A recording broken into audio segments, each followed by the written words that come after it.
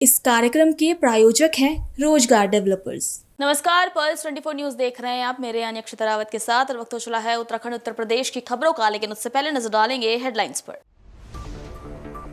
लखनऊ में भाजपा सांसद रवि किशन ने पश्चिम बंगाल में नई सरकार के शपथ ग्रहण को बताया ऐतिहासिक। प्रधानमंत्री नरेंद्र मोदी और बंगाल की जनता को दी बधाई। कहा, आज बंगाल पूर्ण रूप से हुआ है आजाद। लखनऊ में उत्तर प्रदेश सरकार के मंत्री अनिल राजभर ने कैबिनेट विस्तार को नए मंत्रियों को दी शुभकामनाएं। कहा, कैबिनेट विस्तार के बाद सरकार और अधिक मजबूती के साथ प्रदेश के विकास कार्य को बढ़ाएगी आगे। लखनऊ में बोले मंत्री दानिश आजाद अंसारी। कहा, भाजपा पश्चिम बंगाल के विकास को मानती है प्राथमिकता और जनता से किए गए वादों को किया जाएगा पूरा। साथ ही अवैध घुसपैठ, कानून व्यवस्था, शिक्षा, स्वास्थ्य और रोजगार जैसे मुद्दों पर भी दिया जोर। मसूरी न्यायालय परिसर में आयोजित राष्ट्रीय लोक अदालत में करीब 55 मामलों का आपसी सहमति से किया गया निस्तारण। लोक अदालत में negotiable instrument act, criminal compoundable case और मोटर व्हीकल एक्ट से जुड़े मामलों की हुई सुनवाई। तुम दोनों की मेहनत बहुत रंग लाई है बेटा, घर बहुत सुंदर बना है। ये मेरे पापा का घर। पता है, देख तेरे पापा की नेम प्लेट अपने हाथों से लगाऊंगा। नेम प्लेट तो लग चुकी पापा।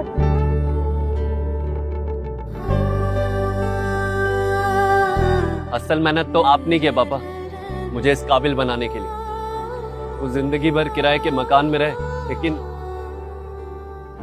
आज ये घर मेरा नहीं, ये है मेरे पापा का घर।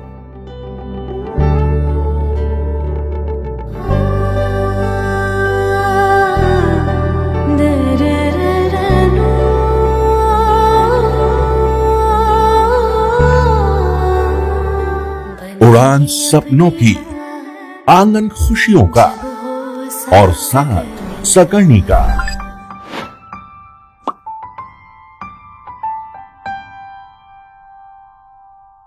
60 वर्षों से आपके साथ मनोरंजन और संस्कार का संगम, जाह्नवी मैगजीन। चलिए अब देखते हैं खबरें विस्तार से।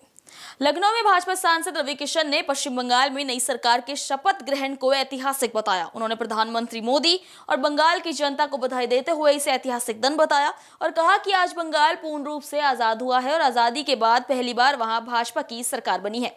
भाजपा सांसद ने कहा कि पहली बार पश्चिम बंगाल की सरकार केंद्र सरकार के साथ मिलकर काम करेगी, जिससे राज्य के विकास को नई गति मिलेगी। उन्होंने इसे देश और बंगाल दोनों के लिए बेहद ही बड़ा दिन बताया। देखिए, यशस्वी प्रधानमंत्री मोदी जी को, बंगाल की जनता को दिल से बधाई। आज बंगाल पूर्ण रूप से आजाद हुआ। आजादी के बाद पहली बार भारतीय जनता पार्टी की सरकार वहां बनी। पहली बार केंद्र के साथ बंगाल राज्य जुड़ेगा। प्रधानमंत्री जी की केंद्र की सभी योजनाओं का हर गरीब अब बंगाल में लाभ लेगा। बंगाल आजाद हुआ, बहुत बड़ा दिन है। डिप्टी सीएम के रूप में यशस्वी प्रधानमंत्री मोदी जी जैसे कहते हैं, हम लोग महिलाओं के लिए बिल जो लाए थे 33% का, जिसको विपक्षियों ने, सपा कांग्रेस ने मिलकर गिरा दिया, उसका सबसे बड़ा एग्जाम्पल आज उन्होंने रूपा गांगुली जी को डिप्टी सीएम बनाया कि महिला के सपोर्ट में है। तो मैं आज के दिन, चूंकि मैं प्रचार में था, कितनी कठिन परिस्थितियों में हमने प्रचार किया, कितने भयावह स्थिति में, वो हम जानते हैं। तो आज मैं बहुत खुश हूं कि वो प्रचार और सारी अनगिनत भाजपा कार्यकर्ताओं की हत्याएं और यशस्वी प्रधानमंत्री मोदी जी ने जितने भी शहीद भाजपा के कार्यकर्ता थे, आज मुख्यमंत्री शपथ के वक्त वहां पर उनकी बहुत बड़े एक नामों की लिस्ट, शहीदों के नामों की लिस्ट लगाई। इससे पता चलता है भाजपा कितनी सेंसिटिव है अपने कार्यकर्ताओं को लेके। उनकी हत्या अगर हुई है तो उनको भूला नहीं गया। आज एक एक दिया उन सारे शहीदों के नाम पर, उनकी आत्मा को आज बड़ी बहुत ही सुकून मिला होगा कि जिस कमल के निशान, जिस झंडे के लिए उनको मारा गया, उनकी जान ले ली गई, आज उसी झंडे ने वहां पर अपनी सरकार बनाई है। टीएमसी के उस गुंडे माफियाओं की सरकार को गिराकर अब बंगाल की आज से ऊंचाई आप देखिएगा। बंगाल अब दोबारा से सोनार बांग्ला बनेगा। अपने पौराणिक, अपने ऐतिहासिक और अपने साहित्य को और अपनी पहचान को, अपनी जड़ों को पाएगा। बहुत ही समस्त भारत को, समस्त सनातनियों को बहुत सारी शुभकामनाएं आज के दिन पर। लखनऊ में उत्तर प्रदेश सरकार के मंत्री अनिल राजभर ने कैबिनेट विस्तार को लेकर प्रतिक्रिया दी है। उन्होंने कहा कि नए मंत्रियों को शुभकामनाएं हैं और उम्मीद है कि उत्तर प्रदेश मंत्रिपरिषद में अभी कुछ पद खाली थे और उम्मीद है कि आज होने वाले विस्तार के साथ यह अधूरा कोटा पूरा हो जाएगा। उन्होंने संकेत दिए कि कैबिनेट विस्तार के बाद सरकार और अधिक मजबूती के साथ प्रदेश के विकास के कार्यों को आगे बढ़ाएगी। अच्छा है, सभी नए जो हमारे माननीय मंत्रीगण शपथ लेंगे उनको ढेर सारी हमारी शुभकामना है और उनके उज्जवल भविष्य के लिए हम लोग बाबा विश्वनाथ से प्रार्थना करते हैं। अच्छा, आप सब लोग जानते हैं कि अभी कुछ सीटें छूट गई थी। जो कोटा है उत्तर प्रदेश के मंत्रिपरिषद का, वो थोड़ा अधूरा सा था और आज हम लोग उम्मीद करते हैं कि आज वो पूरा हो जाएगा।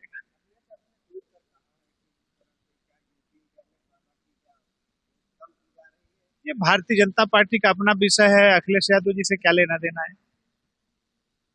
आज दूसरे के फटे में टांग अड़ाने की आदत समाजवादी पार्टी की बन रही है। अपने पास तो कोई काम है नहीं, ना ही प्रदेश के विकास से कुछ लेना देना है। स्वाभाविक सी प्रक्रिया है, उनकी भी सरकार रही तो कब कितना विस्तार होता था कोई सवाल तो करता नहीं था, ना ही हम लोग कभी पूछते थे। उन्होंने नहीं किया है विस्तार, क्या उनकी सरकारों में भी हमेशा विस्तार हुआ है, विस्तार के रिकॉर्ड बनाए हैं। और आज जब हमारी सरकार का विस्तार मंत्रिपरिषद का विस्तार हो रहा है तो उनको पता नहीं क्या अड़चन हो रही है।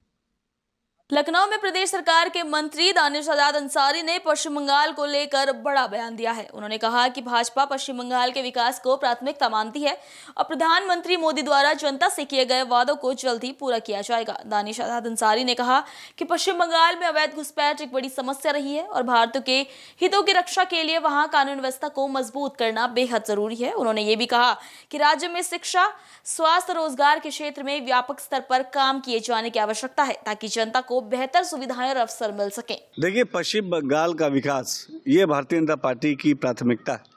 प्रधानमंत्री नरेंद्र मोदी जी ने पश्चिम बंगाल के आवाम से वहाँ के विकास का जो वादा किया है, निश्चित तौर पे हम वो वादा जरूर निभाएंगे। खास तौर पे रोजगार है, शिक्षा है, स्वास्थ्य है, इन मुद्दों पे हम काम करेंगे। तो यकीनी तौर पे इन मुद्दों पे काम करने के लिए जो अवैध रूप से घुसपैठ होता था पश्चिम बंगाल में, जिससे कि बंगाल के हर जाति धर्म मजहब के लोगों को दिक्कत होती थी। ये किसी धर्म विशेष की बात नहीं है, किसी जाति विशेष की बात नहीं है। अगर अवैध रूप से घुसपैठ होगा तो जो हमारे भारतीय नागरिक हैं, चाहे किसी भी धर्म के हों, उनके जो हितों की रक्षा करने में कहीं ना कहीं निश्चित तौर पर समस्या आएगी। तो उनके हितों की रक्षा हो, इसके लिए ज़रूरी है कि लॉ एंड ऑर्डर मजबूत हो, पश्चिम बंगाल में अवैध घुसपैठ पर रोक लगे, शिक्षा के ऊपर काम हो, स्वास्थ्य के ऊपर काम हो, रोजगार के ऊपर काम हो और हर सकारात्मक मुद्दे पर भारतीय जनता पार्टी निश्चित तौर पर काम करेगी। रुक करेंगे अगली खबर का। मसूरी न्यायालय परिसर में राष्ट्रीय लोक अदालत का आयोजन किया गया, जहां करीब 55 मामलों को आपसी सहमति के आधार पर निस्तारित किया गया। लोक अदालत में विशेष रूप से नेगोशिएबल इंस्ट्रूमेंट एक्ट की धारा 138, क्रिमिनल कंपाउंडेबल केस और मोटर व्हीकल एक्ट से जुड़े मामलों की सुनवाई की गई। न्यायिक मजिस्ट्रेट सिविल जज ने बताया कि उच्च न्यायालय एवं सुप्रीम कोर्ट के निर्देशों के तहत समय समय पर राष्ट्रीय लोक अदालतों का आयोजन किया जाता है ताकि लोगों को त्वरित और सस्ता न्याय मिल सके। उन्होंने बताया कि इस बार 2 बड़े मामलों में करीब 34.5 लाख रुपए का समझौता कराया गया। उन्होंने कहा कि नियमित अदालतों में मामलों के निस्तारण में लंबा समय और अधिक खर्च होता है, जबकि लोक अदालत में दोनों पक्ष आपसी सहमति से विवाद समाप्त कर लेते हैं। इससे कोर्ट का समय बचता है और पक्षकारों के बीच मनमुटाव भी खत्म हो जाता है। आज माननीय उच्च न्यायालय के निर्देशानुसार पूरे राज्य में और पूरे देश में इनफैक्ट नेशनल लोक अदालत का आयोजन किया जा रहा है। जनरली हर 2 महीने में नेशनल लोक अदालत का आयोजन किया जा रहा है और लोक अदालत में बेसिकली जो जितने भी कंपाउंडेबल नेचर के जो केसेस होते हैं, ख़ास तौर पे जैसे 138 नेगोशिएबल इंस्ट्रूमेंट के केसेस हैं और क्रिमिनल कंपाउंडेबल केसेस हैं। इसके अलावा जो बहुत पिटिक ऑफेंसेस होते हैं, जैसे कि मोटर व्हीकल एक्ट के जो चालान होते हैं, उनका भी कंपाउंडेबल बेसिस पे उनका निस्तारण किया जाता है। आज हमारे यहाँ लोक अदालत में 55 केसेस के अराउंड निस्तारित किए गए हैं, जिनमें कुछ 138 के कुछ मेजर केसेस भी रहे हैं, जिनमें 2 केसेस ऐसे थे जिसमें 34.5 लाख के जो चेक थे उनका सेटलमेंट हुआ है। तो ऑल ओवर ये बहुत बढ़िया लोक अदालत रही है और 55 केसेस का इसमें निस्तारण हुआ है। बेसिकली क्या है कि बहुत सारे केसेस ऐसे होते हैं कि जो पार्टीज आपस में कॉम्प्रोमाइज़ करके उसको समाप्त कर सकती है, और क्योंकि अगर वो रेगुलरली अगर उसको कोर्ट में लड़ते रहे तो हो सकता है कि एक लेंथी प्रोसेस है, कोर्ट में जो प्रक्रिया है लेंथी है और उसमें केसेस के डिस्पोजल में टाइम लगता है अगर दोनों पार्टीज़ अगर उसको मेरिट तक अगर ले जाना चाहें। लेकिन क्योंकि अगर पार्टीज़ के बीच में कोई बहुत ज़्यादा अगर वैसे ग्रीवेंसेस नहीं हैं और पार्टी अगर एक दूसरे की जो कंडीशंस हैं, जो शर्तें हैं कॉम्प्रोमाइज़ की, अगर उसमें अगर एग्री कर जाती हैं तो वो पार्टीज़ के लिए बेनिफिशियल रहता है, क्योंकि अल्टीमेटली लिटिगेंट को जो है वो एक तरीके से कोर्ट से या उनके मुकदमे से छुटकारा मिल जाता है, और ये एक तरीके का विन विन सिचुएशन है, दोनों पार्टीज़ के लिए जो है जीत है। क्योंकि इसमें ऐसा होता है कि ना कोई पार्टी जीती है ना हारी है, क्योंकि अल्टीमेटली दोनों ही पार्टी कुछ ना कुछ क्या करती है, एडजस्टमेंट करती हैं, कुछ ना कुछ सेक्रीफाइस करती हैं। लेकिन ये है कि उनका टाइम भी बच जाता है और आगे फर्दर जो प्रोसीडिंग में जो उनका टाइम लगना है, पैसा लगना है, वो भी सब सेव हो जाता है। तो बेहतर है और इसका ज़्यादा से ज़्यादा क्योंकि प्रचार होना चाहिए, और जो लोग जिनके केसेस कंपाउंडेबल नेचर के हैं और जो आपस में इसको कंपाउंड करके ख़त्म कर सकते हैं, उनके लिए बहुत बेनिफिशियल है। और इसीलिए ऑनरेबल सुप्रीम कोर्ट के निर्देश पे हर 2 महीने में इस तरीके की लोक अदालत का आयोजन किया जा रहा है। लोगों में धीरे धीरे अब इसके लिए एक तरीके का आप कहें उत्साह भी बन रहा है, और लोग जितना ज़्यादा हो सके लोग कोशिश कर रहे हैं कि अपने केसेस को वो लोक अदालत में सेटल करवाएं। हापुड़ के थाना धौलाना क्षेत्र के गांव देहरा में महाराणा प्रताप जयंती कार्यक्रम के दौरान उस समय तनाव फैल गया जब मामूली कहासुनी के बाद 2 पक्ष आमने सामने आ गए। देखते ही देखते पथराव और मारपीट शुरू हो गई। घटना में 2 लोग घायल हुए हैं, जबकि पुलिस ने कुछ लोगों को हिरासत में लिया है। जनपद हापुड़ के थाना धौलाना क्षेत्र के गाँव देहरा में शनिवार को महाराणा प्रताप जयंती कार्यक्रम के दौरान अचानक माहौल तनावपूर्ण बन गया। बताया जा रहा है कि कार्यक्रम समाप्त होने के बाद एक युवक दुकान पर गुटखा खरीदने पहुंचा था, जहां मामूली कहासुनी के बाद विवाद बढ़ गया। देखते ही देखते दोनों पक्षों के बीच पथराव और मारपीट शुरू हो गई, जिससे इलाके में अफरा तफरी मच गई। घटना में 2 लोग घायल हुए हैं, जिन्हें अस्पताल में भर्ती कराया गया है। सूचना मिलते ही भारी पुलिस बल मौके पर पहुंचकर स्थिति को नियंत्रित किया गया। पुलिस ड्रोन, सीसीटीवी फुटेज और वायरल वीडियो के आधार पर मामले की जांच कर रही है। वहीं कुछ लोगों को हिरासत में लेकर पूछताछ भी की जा रही है। आज यहाँ पे महाराणा प्रताप जयंती में के तहत यहाँ पे महाराणा प्रताप जी का यहाँ डेरा हुआ करता था, तो उसमें सभी समुदायों के साथ जो है मिलके यहाँ पे जयंती मनाई जा रही थी, जिसमें महाराणा प्रताप जी का जो यहाँ पे मूर्ति है उसका माल्यार्पण का कार्यक्रम था। माल्यार्पण बड़े शांतिपूर्वक तरीके से पूरे सौहार्द से हुआ। उसके बाद से एक लड़का जो यहाँ पे किसी कारण से दुकान पे गया था, दुकान पे किसी कारण से विवाद हो गया, और विवाद होने के कारण से फिर उसमें जो है पथराव हुआ, मारपीट हुई, जिसमें 2 लड़के घायल हो गए हैं। और इसमें तत्कालिक लेकिन पुलिस बल भारी संख्या में थी मौजूद, तो भारी संख्या मौजूद होने के कारण से कोई भी बड़ी घटना ना होने पाई। शांतिपूर्ण ढंग से जो है पूरा महाराणा प्रताप जयंती का कार्यक्रम को संपन्न हुआ, और सभी लोग जो है अपने घर वापस चले गए हैं। यहाँ पे जिलाधिकारी Hapur, SP Hapur, additional SP Hapur, additional SP ADM Hapur और सारे अधिकारी यहाँ मौजूद हैं, और शांति समिति के भी सभी लोग मौजूद हैं, ताकि किसी प्रकार की घटना की पुनरावृत्ति ना होने पाए। और यहाँ पे पूरी तरह से शांति है और स्थिति सामान्य है। सर, किस तरीके से घर की छतों से पथराव हुआ है, क्या पहले से पथराव की योजना बनाई गई थी, सही जानकारी है? सभी बिंदुओं पे जो है जांच करके कार्रवाई की जा रही है। जहाँ जहाँ पता चला है कि किसी भी तरह के असामान्य घटना की गई है, उसमें तात्कालिक रूप से कार्रवाई की जाएगी। और सभी सीसीटीवी फुटेजेस हमारे पास आ गए हैं, और यहाँ पे एसपी साहब और उनकी पूरी टीम है, जिलाधिकारी साहब की टीम है, सभी पे जिन्होंने भी किसी प्रकार का गलत हरकत किया है उन पर आज रात तक कार्रवाई हो जाएगी। धौलाना थाना क्षेत्र के ग्राम देहरा में महाराणा प्रताप जी की जयंती निकल रही थी। उसमें एक दुकान पर गुटखा खरीदने को लेकर के आपस में हल्का फुल्का विवाद हुआ था। उसी के मद्देनज़र यहाँ पे 2-4 पत्थर दोनों पक्षों द्वारा एक दूसरे के ऊपर फेंके गए। तत्काल फोर्स ने घटनास्थल को अटेंड किया और मामला सामान्य है। इसमें बच्चों को चिन्हित किया जा रहा है जिन्होंने पत्थर फेंके हैं। 2 व्यक्तियों की गिरफ्तारी हुई है। शेष इसमें 2-3 लोगों को हल्की मामूली चोटें आई हैं, और इस समय स्थिति पे फोर्स मौजूद है। हम लोगों ने घटनास्थल का निरीक्षण किया है, स्थिति सामान्य है। सर, कुछ तोड़फोड़ भी की गई है? कुछ गाड़ियों में पत्थर फेंकने से कुछ गाड़ियों में उसके शीशे टूटे, 1-2 गाड़ियों का, उनको भी चिन्हित किया जा रहा है। शेष हम लोगों ने ड्रोन से इसमें कवरेज कर रखा था, उसको भी अभी हम लोग देखेंगे कि किसने इस तरह की हरकतें की है, शांति व्यवस्था को खराब करने की कोशिश की है, उनके खिलाफ सख्त से सख्त कार्रवाई की जाएगी। कोसीकला में वीर शिरोमणि महाराणा प्रताप जयंती के अवसर पर आयोजित विशाल रक्तदान शिविर में युवाओं का उत्साह देखने लायक रहा। कोसी प्रेस क्लब और पशुपतिनाथ ब्रजधाम सेवा ट्रस्ट के संयुक्त तत्वाधान में आयोजित इस शिविर में बड़ी संख्या में लोगों ने रक्तदान कर मानव सेवा का संदेश दिया।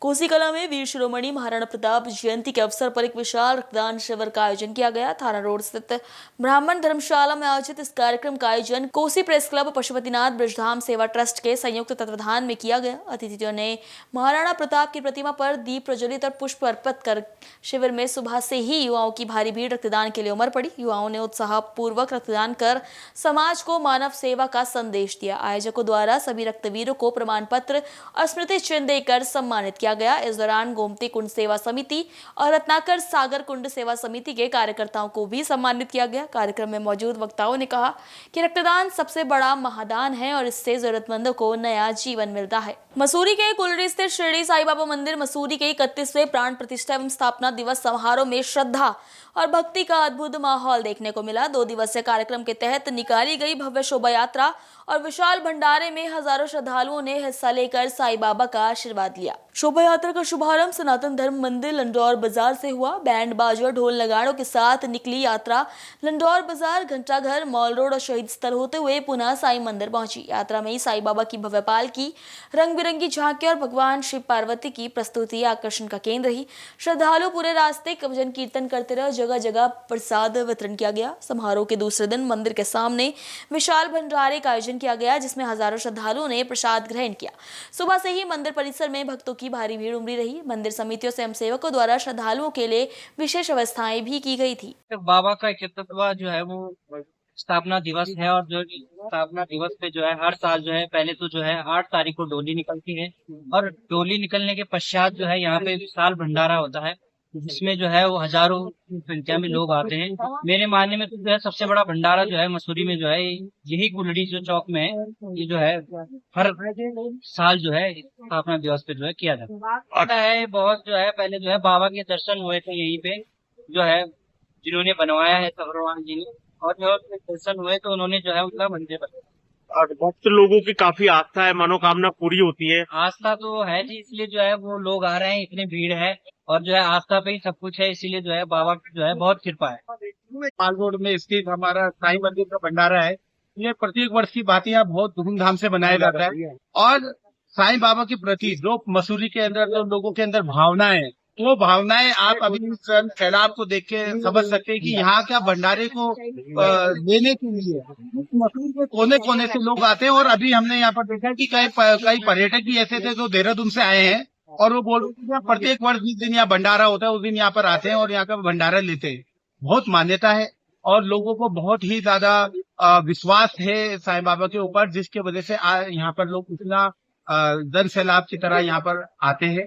और मसूरी में भी प्रत्येक व्यक्ति का अपना एक आस्था है साईं बाबा के, और इसी प्रकार से प्रत्येक वर्ष की भांति इसीलिए यहाँ पर आज भंडारा किया जा रहा है, जिसमें प्रत्येक वर्ग के लोग, प्रत्येक समाज के लोग, प्रत्येक हर विभाग सब लोग जुड़े हुए रहते हैं और सब एक दूसरे को कोऑपरेट करके भंडारे का सफल आयोजन करते हैं। मंदिर की भी बहुत ज्यादा मान्यता है। जिस तरीके से बताया जाता है कि साईं भगवान ने अपने आप यहाँ पर दर्शन दिए थे और एक विशाल मंदिर यहाँ बन जाता है। और आपकी बातें को आगे बढ़ते हुए आप जानते हैं कि जो यहाँ की जो अपनी पौराणिक बात है उसकी वो तो बिल्कुल तथ्यात्मक यहाँ के लोग बताते ही हैं।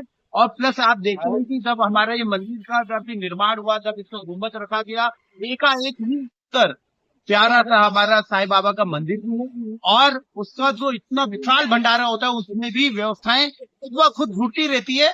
और मैं साईं बाबा के साईं मंदिर की जो समिति है इसमें तो हमारे जितने भी समिति के सदस्य हैं, उसमें हमारे जितने भी बुजुर्ग लोग उस समिति को चलाते हैं, मैं उनकी भी तारीफ करता हूँ कि वो पूरी कल रात को 12-1 बजे तक यहाँ पर व्यवस्थाएं देख रहे थे। सुबह 5 बजे यहाँ पानी की व्यवस्था देखने के लिए आ गए थे और जब समिति और जब लोकल सभी स्थानीय लोग दिल से जुड़े हुए होते हैं तो तभी इतना विशाल भंडारा एक सफलता पूर्वक तरीके से आयोजन किया जा सकता है। इसी के लिए सब मसूरीवासी और समिति के सदस्य बधाई के पात्र हैं। यहाँ पे जो है यहाँ पे गुरुजी स्थित साईं मंदिर पे आज 31वां स्थापना दिवस लगातार 31 वर्षों से यहाँ पे मनाया जा रहा है।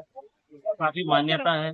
और जैसा आपने देखा कल यहाँ पे जो है नगर में पूरी शोभा यात्रा का आयोजन किया गया जो सनातन धर्म मंदिर से शुरू हो गया और पूरे नगर में शोभा यात्रा ने भ्रमण किया।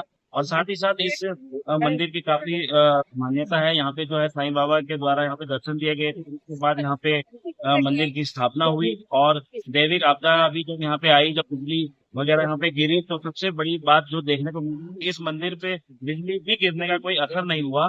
और यही बताता है कि इस मंदिर की कितनी भव्यता और कितनी मान्यता है। यहाँ पे हर धर्म, हर वर्ग, हर संप्रदाय के लोग यहाँ पे आते हैं, शिरकत करते हैं। और साथ ही साथ मसूरी कोने कोने से और आसपास के जितने भी क्षेत्र, ग्रामीण क्षेत्र है, वहाँ से हर साल 9 मई को यहाँ पे लोग आते हैं और 8 तारीख को जैसे शोभा यात्रा का आनंद लेते हैं और 9 तारीख को यहाँ भंडारे का आयोजन है। जैसे आप देख सकते हैं पीछे हजारों तादाद में यहाँ भक्त भंडारे का सेवन कर रहे हैं। सहारनपुर के नकुड़ में एक शादी समारोह उस वक्त चर्चा का विषय बन गया जब दूल्हे ने दहेज में दिए जा रहे 2.5 लाख रुपए लेने से साफ इनकार कर दिया। गंगाओं के गांव चमनपुरा निवासी शिवा सैनी ने समाज को बड़ा संदेश देते हुए सिर्फ 1 रुपया नारियल स्वीकार किया। इस पहल की हर तरफ सराहना हो रही है।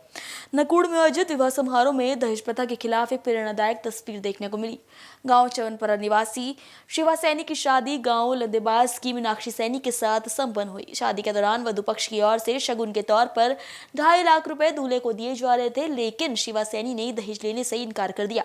काफी आग्रह के बाद उन्होंने केवल 1 रुपया नारियल स्वीकार किया। दूल्हे के इस फैसले के समारोह में मौजूद लोगों ने जमकर सराहना की। मौके पर मौजूद कैराना सांसद इकरा हसन और सहारनपुर देहात विधायक आशु मलिक ने भी नवदंपति को शुभकामनाएं दी और इस कदम को समाज के लिए प्रेरणादायक बताया। दहेज जैसी कुप्रथा के खिलाफ शिवा सैनी की पहल अब इलाके में मिसाल बन गई है। खबरों में इतना ही। अपडेट के लिए बने रहिए पल्स 24 न्यूज के साथ। नमस्कार। इस कार्यक्रम के प्रायोजक थे रोजगार डेवलपर्स। तुम दोनों की मेहनत बहुत रंग लाई है बेटा, घर बहुत सुंदर बना है। ये मेरे पापा का घर। पता है, देख तेरे पापा की नेम प्लेट अपने हाथों से लगाऊंगा। नेम प्लेट तो लग चुकी पापा।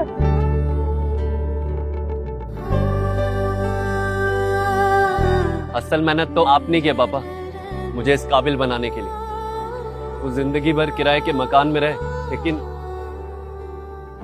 आज ये घर मेरा नहीं, ये है मेरे पापा का घर।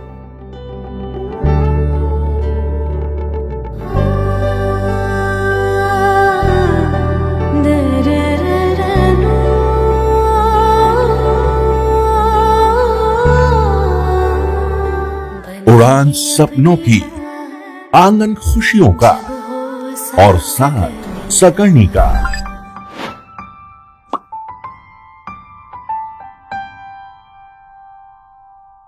60 वर्षों से आपके साथ मनोरंजन और संस्कार का संगम, जाह्नवी मैगजीन।